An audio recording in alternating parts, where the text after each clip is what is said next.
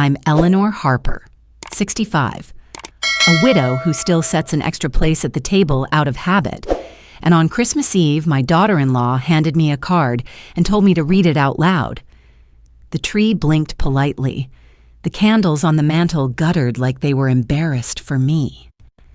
Vanessa stood by the sofa with her arms folded, chin lifted the way people do right before they push. "Go on," she said. "We picked it just for you." Richard, my son, pretended to fuss with the fire, but I could see his mouth at the edge of a smile. My hands weren't steady. Parkinson's makes sure of that, so the envelope trembled as if it wanted to run. I slid it open and slid out a cheap glitter card. Red roses. A rhyme inside. Roses are red, violets are blue. We need less shaking, and far less of you. For a second, I didn't hear the rest of the room. The words rang like ice water in my ears. The laugh started small, Vanessa's, then grew into a chorus as if cruelty were a carol. I looked at Richard. He looked away. I set the card on the mantel, next to the stocking with my name stitched in crooked red thread from when he was 8. My fingers had done that stitching. Those fingers had packed his lunches, held thermometers to his forehead, signed loan checks with names that no longer matter. Those fingers were not a joke. "I'm not reading that," I said, but I already had. The sound of my own voice felt like a room I didn't want to live in anymore. "Don't be so serious," Vanessa said. "It's funny." "It isn't," I said, and I saw her blink, just once. The room smelled of pine and butter cookies. Someone's timer beeped in the kitchen. I felt my jaw calm, the way a lake calms after a stone disappears. I smiled in a way that looked like surrender but tasted like steel. "I'm tired," I said. "I'll turn in." In my bedroom, I sat on the edge of the bed and watched my hands. The tremor was a metronome. I counted 3 slow breaths. The card downstairs glinted in the firelight, waiting for me to carry it like a shame. I decided, instead, to carry myself. In the morning, before the coffee finished percolating, I would be gone. Not a flounce, not a threat, just a choice. I would leave the card with the stockings and take back the life it mocked. At last. I woke before dawn to the sound of the heater kicking on and the house sighing like an old dog. In the mirror, the tremor in my right hand had softened to a shy ripple. I braided my hair the way I learned to when money was tight and coffee was strong, and I packed a small bag, 2 cardigans, a dress that didn't ask permission, comfortable shoes, the photo of Richard at 8 with the tooth gap, and my husband's watch that never kept time but always kept courage. The kettle clicked off. I wrote a note that said only, "I'll be in touch when I'm ready," which is the sort of sentence that sounds like nothing and contains everything. I tucked my insurance card, passport, and prescription list into the inside pocket of my coat. The house ticked and settled, footsteps upstairs, a door, the murmur of a shower. I poured coffee into a travel mug and took a sip that was mostly determination. Vanessa's card lay on the mantel like a dare. I slid it into a drawer with the owner's manual for an appliance we no longer owned. Outside. The driveway was a crust of snow. The old sedan started on the first try, the way tired things sometimes surprise you when you finally ask them for help. On the way to the bank, the sun broke pink over the strip mall rooftops. The teller recognized me. I asked for certified copies, for temporary holds, for a transfer to an account I had opened years ago for emergencies of the kind you can't name. She didn't ask for a name for this one. At the pharmacy, I picked up refills and a folding weekly pill case shaped like a row of small doors. I liked the idea. A door for each day, a hand to open it. I parked by the ocean and watched the gray water move like something thinking. I do not hate my son, I told the moving water. I will not let him practice contempt on my skin. I called Thomas Briggs, the lawyer who had handled my husband's estate, and asked for 30 minutes. He gave me 60. At his office, I signed papers that were not angry, only clear. When Thomas asked where I was going, I said, "Somewhere warm enough to make room for me." On my way out, my phone began to ring with Richard's name. I let it ring and kept walking until the cold air tasted new. The day had changed. Thomas did not waste words. He read my note about the card, about the years of payments, about the way contempt can wear a family face and still be contempt. He leaned back and steepled his hands in a way that made me think of bridges. "Do you want to cut them off entirely?" he asked. "I want to stop pretending my help is owed," I said. "And I want the children safe from the fallout." We built a narrow path that morning, a trust for Clara and Henry, tuition through the spring, nothing routed through their parents. We froze the auto payments on the mortgage until I could assess whether I had been paying a debt or feeding a habit. We changed the address on statements. We made a file named Boundaries. When he asked about guardianship, I smiled. "If they try it," I said, "I will gladly take the medical exam and bring every receipt I've ever kept. Let a judge see 90 pages of generosity and call it incompetence." He chuckled.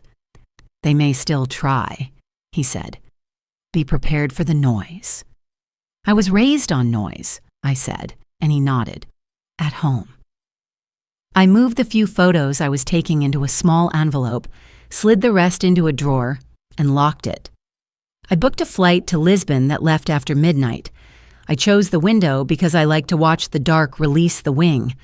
The airline offered insurance. I did not buy it. If the decision felt risky, that meant it belonged to me. I packed slowly. I set out my medications, laid the pill case open on the dresser, and filled each small door. I called my primary care doctor, left a message about transferring records for a long visit abroad, and heard my voice already leaving. Richard texted, "Mom, where are you?" "Vanessa, this is childish. You're scaring the kids." Then a second text, "Please call." I typed, "I'll be in touch soon. I'm safe. I love the children." At the airport, I moved carefully, not because I was fragile, but because I was done hurrying for anyone. The TSA agent said, "Take your time," and meant it. I blessed her silently at the gate. I looked at the boarding pass, at my name beside a place I had not yet met, and pressed the corner as if it were a bell I could ring. The wing cut the clean night. When the plane lifted, my hands were still. The card was an ocean behind me. In the hard bright of morning over the Atlantic, the plane dipped and Lisbon unfurled like a basket of sunlit tiles. I pressed my forehead to the cool window and tried to memorize the shape of the river. It looked like a silver hand reaching for the sea. When the wheels kissed the runway, I said thank you out loud, the way I used to thank my husband when he drove us home in winter storms. My phone blinked awake the moment we taxied. Voicemail stacked up like unwashed dishes. Richard first, voice tight, then Vanessa, voice bright and brittle. The school left a message about a tuition payment that had bounced because the card on file was no longer valid. The woman sounded apologetic and careful, which made me like her. The mortgage company called and left a script that tried to sound kind. It wasn't unkind exactly.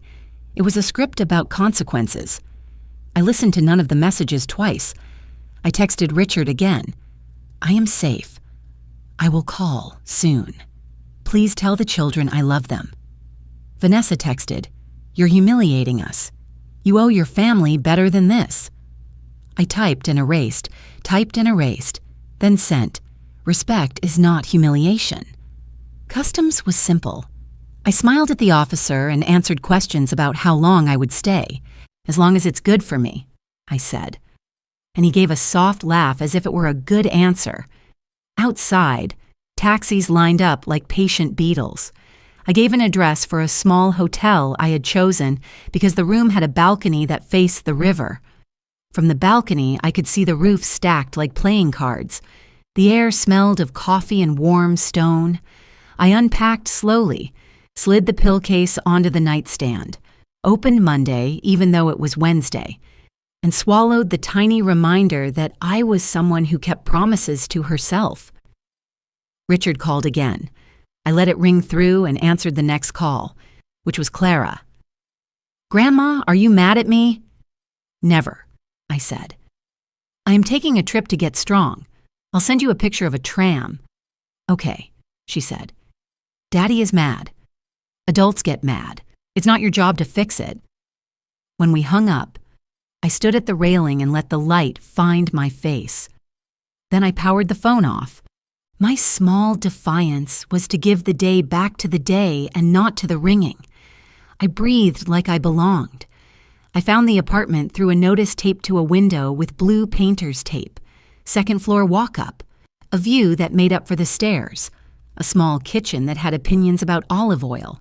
The landlord, Senor Duarte, wore a cardigan older than both of us and insisted on carrying my suitcase up. I tried to take the handle and he shook his head, grinning. "Please," he said, "let me be useful." The first morning I learned the route to the bakery by following the smell. Pastel de nata, still warm, flaked into a small golden drift on my plate. A woman at the next table offered me the sugar shaker without asking. "I'm Maria," she said, as if we had already discussed it. She taught literature before retirement, and when I told her I was visiting for as long as it was good for me, she tapped the table with a satisfied finger. "Then stay," she said. Maria walked me to a community center in the afternoon. There was a class in a sunlit room where people my age painted bowls of oranges as if they were portraits. The instructor had the kind of patience that never needs to announce itself. My hand trembled as I lifted the brush. The first line I made wasn't straight. It also wasn't wrong. I kept painting until the bowl looked like a small moon that had decided to be useful. When I left, the sky had the color of peaches and the hill streets glittered with tram rails. I sent Clara a picture of Tram 28 and she sent me a line of star emojis.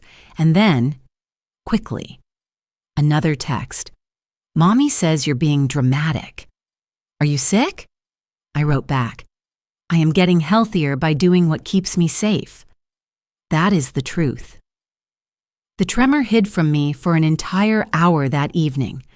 I ate a tomato with salt and olive oil and felt how it snapped under the knife. The apartment hummed quietly. In the drawer by the stove, I found a corkscrew even though I hadn't bought wine. Small mercies make their own introductions. When I turned my phone on again, there were 3 messages from a number I didn't recognize, and then one from Vanessa, threatening to speak to an attorney about my mental state. I sat with that a long moment, the way one sits with a bruise, then opened the window and let the river wind answer before I did. I would not be argued out of myself again. The letter found me on a Thursday, forwarded through Thomas. It used my full name and a tone that pretended to care. Counsel for Richard and Vanessa suggested the court consider whether I was no longer competent to manage complex financial matters and requested a conversation about interim protective arrangements. I read it twice and felt only the familiar click of a puzzle piece returning to its proper place. Contempt, once faced, stops being a maze. I met Thomas on a video call at Maria's kitchen table while she sliced pears with the precision of a surgeon. He had already drafted a response. We would meet any petition with a doctor's evaluation, a notarized account of my financial actions, and documentation of every payment I had made for 3 years, which lived in a neat folder because I have always believed paper is kinder when it is organized. I can also arrange for a local attorney there if necessary, he said. I said. I would like someone to come to any meeting as a witness. That afternoon, a man waited outside the community center while I finished painting a bowl that looked like a summer inside a winter. He was tall in the way that makes people stand a half step back before they remember they don't need to. He introduced himself as Grant Miller, a private investigator hired by my family to make contact. He was polite and looked tired around the eyes. "They're worried," he said. "They're inconvenienced." I said, "There's a difference. I'm supposed to confirm you're safe.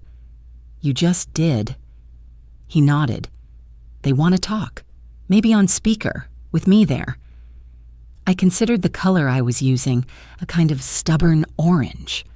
"Tomorrow," I said, "no recording without my consent. You will state for the record that I appear oriented and capable. If they bring up guardianship, you will stop the call. Those are my conditions." He looked relieved to be given rules. "I can do that," he said. I stopped by the bakery and bought 2 extra custards, one for Maria, one for the stiffness that had begun to coil along my left calf.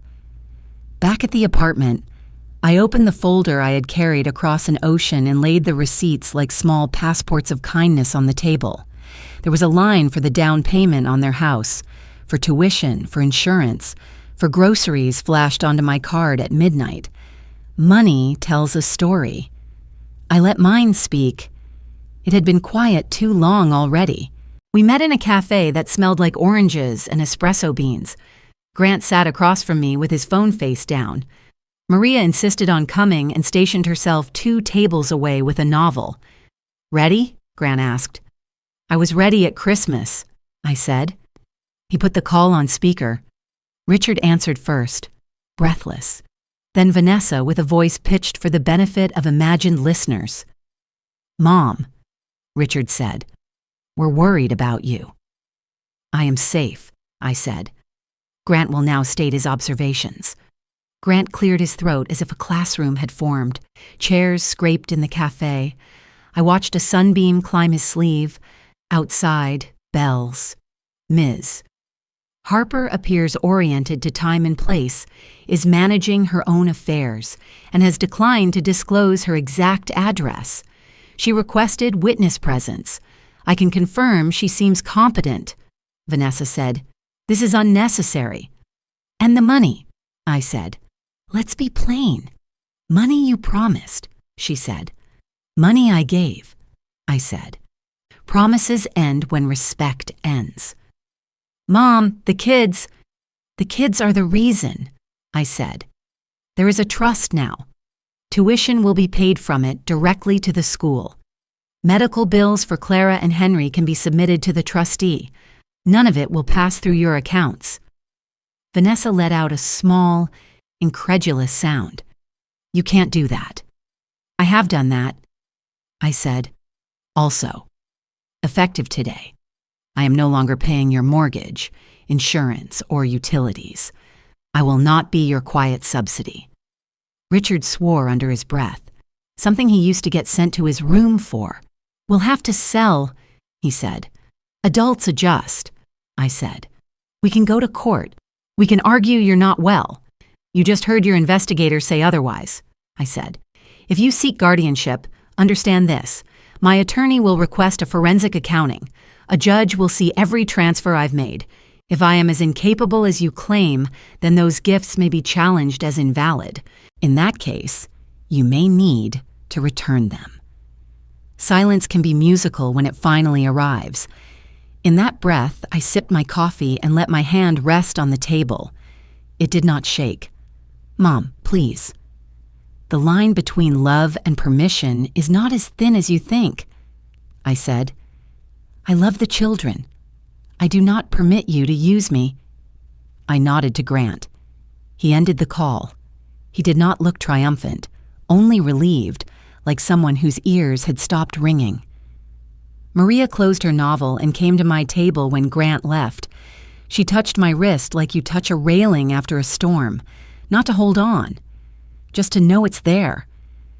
We walked up the hill and stopped at the overlook where the city kept its blue folded neatly. A headache perched above my right eye, and the wind carried it farther than I could. Days opened like doors that did not argue with me.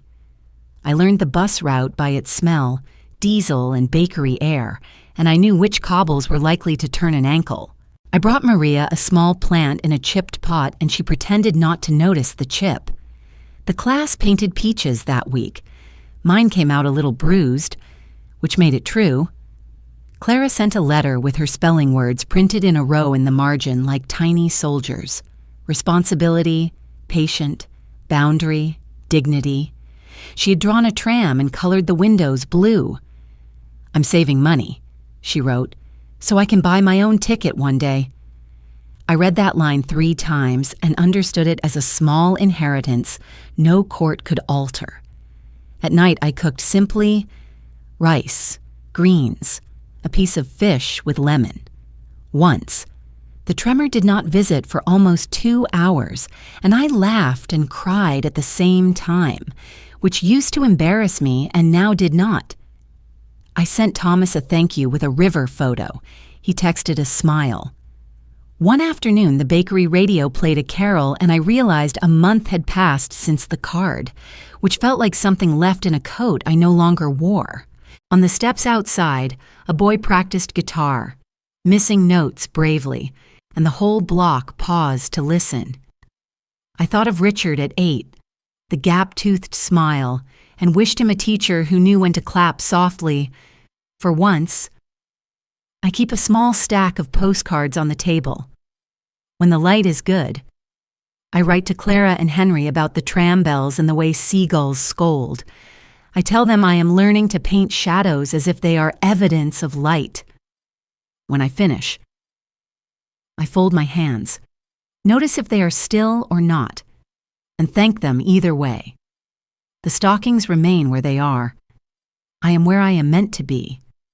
I woke to church bells and gulls, to a Saturday that smelled like oranges and something on a grill. Maria had left a note on my door inviting me to a festival down by the river, so we walked along the cobbles while the city unfolded like a tablecloth. Vendors called out names of sweets I was learning. A boy in a red cap tuned a violin with the seriousness of a surgeon. I gave him €1 and a smile that felt like a yes.